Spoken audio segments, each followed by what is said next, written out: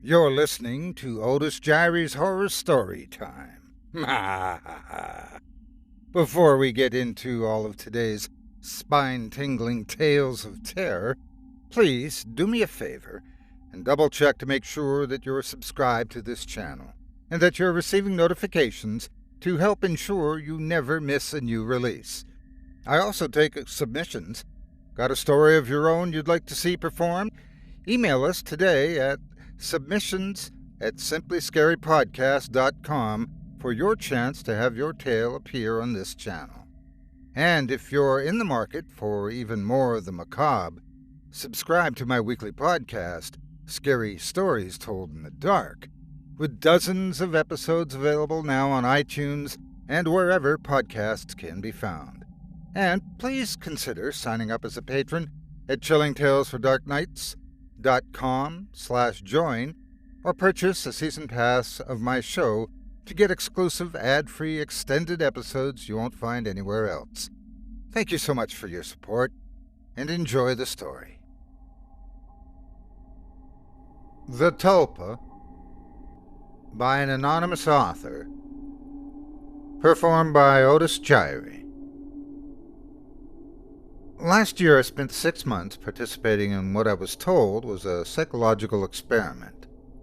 I found an ad in my local paper looking for imaginative people, looking to make good money, and since it was the only ad that week that I was remotely qualified for, I gave them a call and we arranged an interview.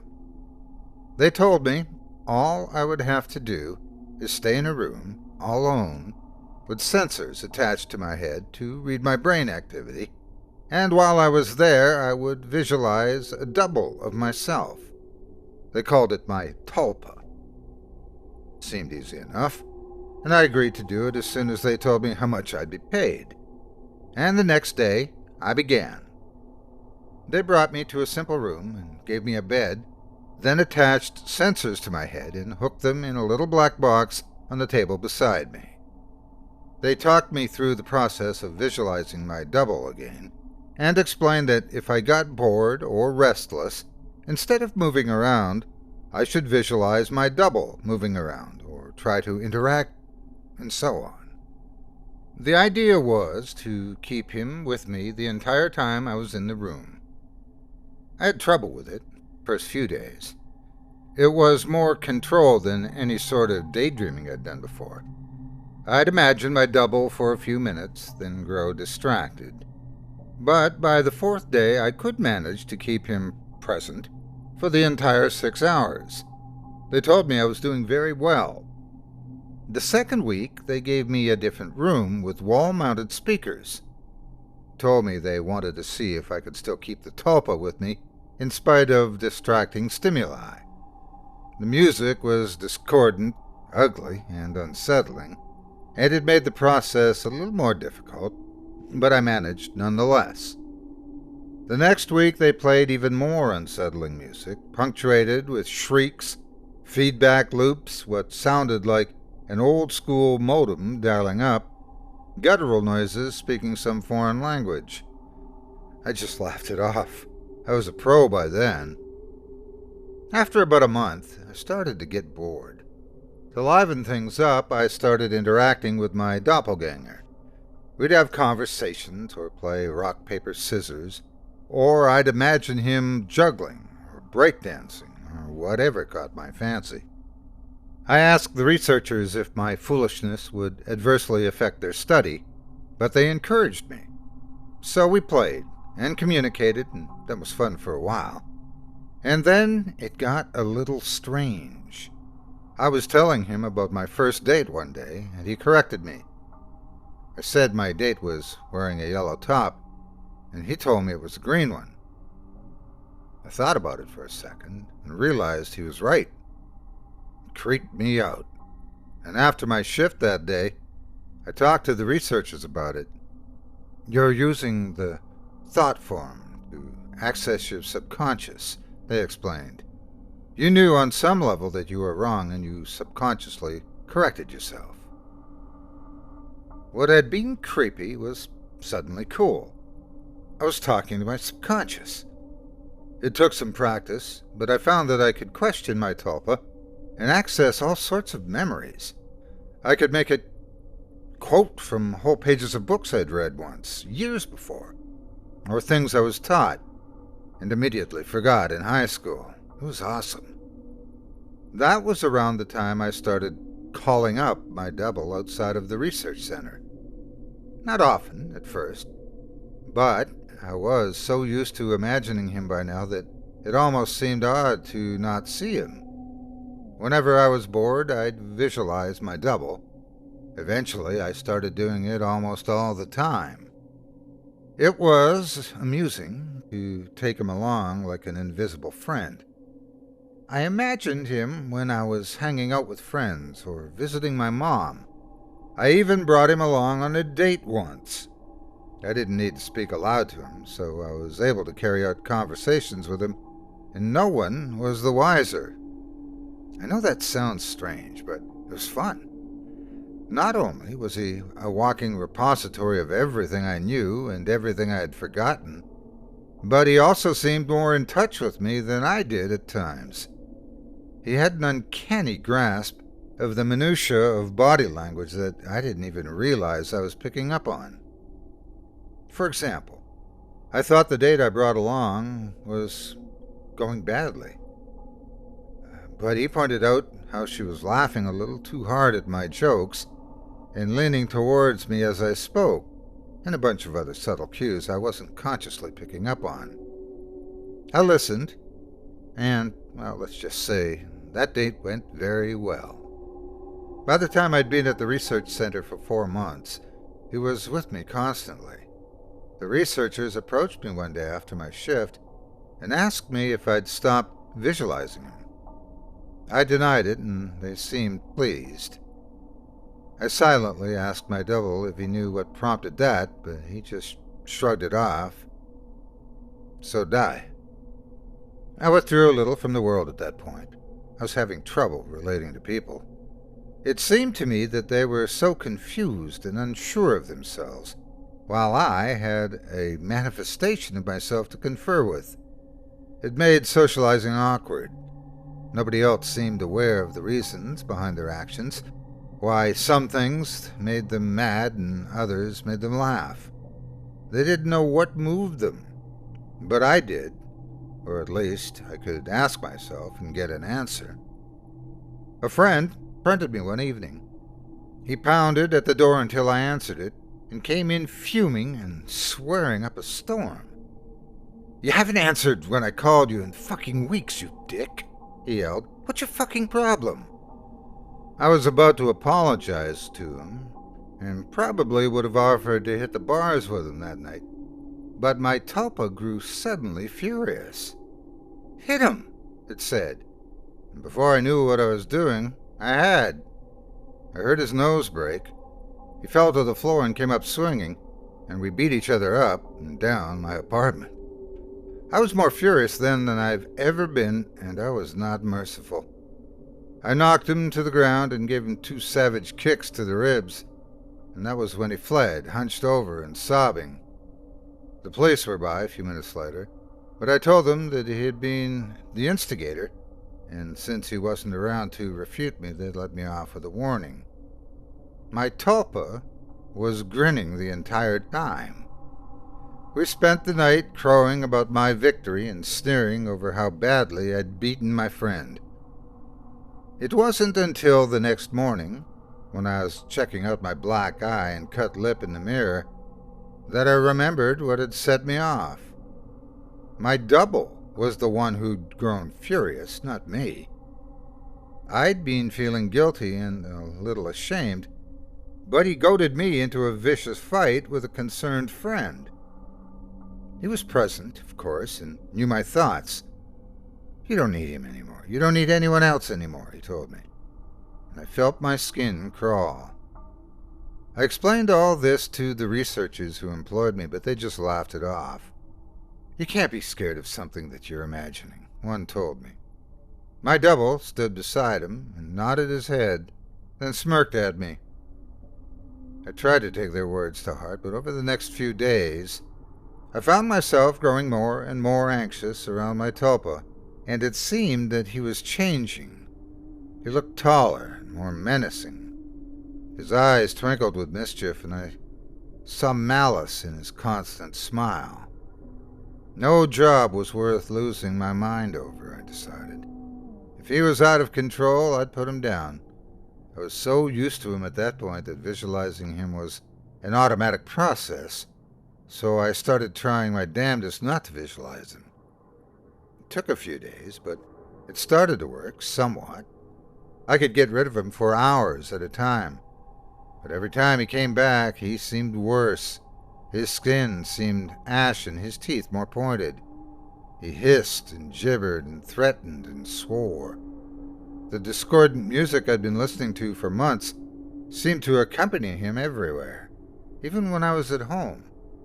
I'd relax and slip up, no longer concentrating on not seeing him, and there he'd be, that howling noise with.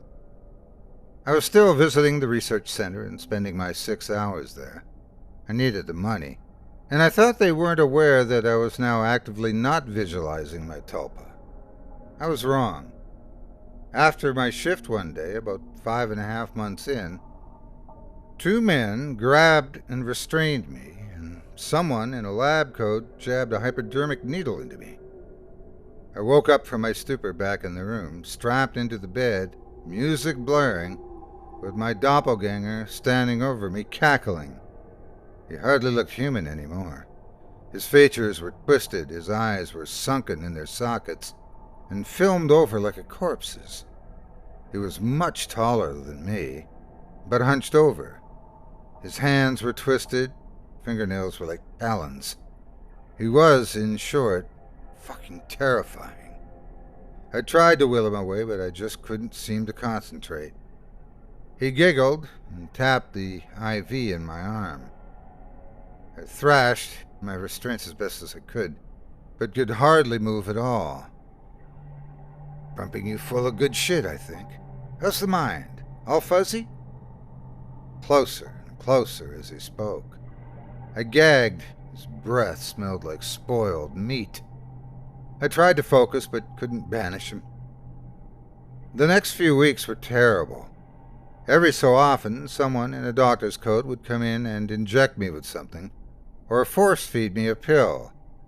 They kept me dizzy and unfocused, and sometimes left me hallucinating or delusional. My thought form was still present, constantly mocking. He interacted with, or perhaps caused, my delusions. I hallucinated that my mother was there, scolding me, and then he cut her throat and her blood showered me. It was so real that I could taste. The doctors never spoke to me. I begged at times, screamed, hurled invectives, demanded answers. They never spoke. They may have talked to my Tulpa, my personal monster. I'm not sure. I was so doped, confused, that it may have just been more delusional, but I remember them talking with him. I grew convinced that he was the real one and I was the thought form. He encouraged that line of thought at times, mocked me at others. Another thing that I pray was a delusion. Touch me. More than that, he could hurt me. He'd poke and prod at me if he felt I wasn't paying enough attention to him. Once, he grabbed my testicles and squeezed until I told him I loved him. Another time, he slashed my forearm with one of his talons. I still have a scar, most days. I can convince myself that I injured myself and just hallucinated that he was responsible. Most days. Then one day, while he was telling me a story about how he was going to gut everyone I loved, starting with my sister, he paused. A curious look crossed his face and reached out and touched my head, like my mother used to when I was feverish. He stayed still for a long moment and then smiled. All thoughts are creative, he told me. Then he walked out of the door. 3 hours later, I was given an injection and passed out. I awoke unrestrained. Shaking, I made my way to the door and found it unlocked. I walked out into the empty hallway and then ran. I stumbled more than once, but I made it down the stairs and out into the lot behind the building. There, I collapsed, weeping like a child. I knew I had to keep moving, but I couldn't manage it. I got home, eventually. I don't remember how.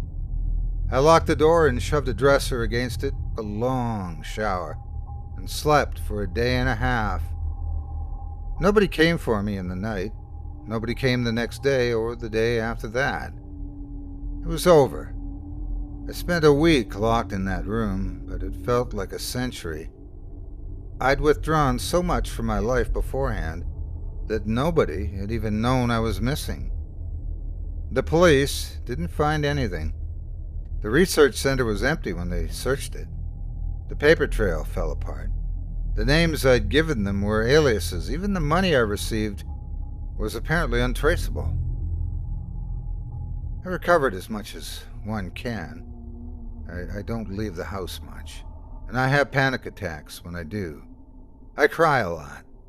I don't sleep much, and my nightmares are terrible. It's over, I tell myself. I survived.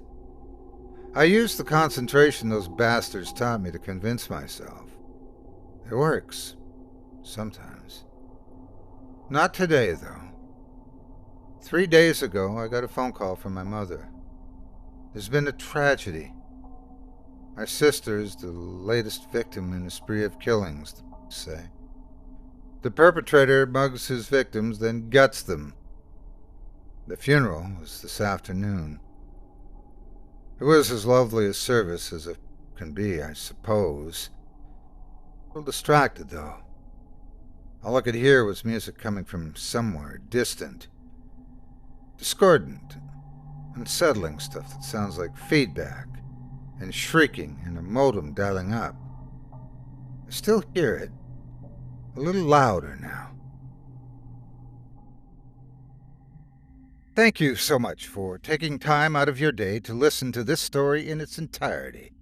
If you've enjoyed what you've heard and would like to support me and my efforts, hit the like button and do not forget to subscribe and turn on notifications today. And please share this video with everyone on your social media. With just a few clicks, you can help this channel grow and reach new listeners. You can also support me by subscribing to my podcast, Scary Stories Told in the Dark, with dozens of episodes available now. Visit simplyscarypodcast.com for more details today. For exclusive, ad-free extended episodes of my program, including stories you won't find here on YouTube, visit chillingtalesfordarknights.com/join and sign up as a patron today, or pick up a season pass for my show. Lastly, if you'd like to contribute directly, you can support me with donations at patreon.com. Just visit patreon.com/Otis Jiry. That's patreon.com/OTISJIRY. Thanks again for listening and for your support. Have a great day, and God bless you.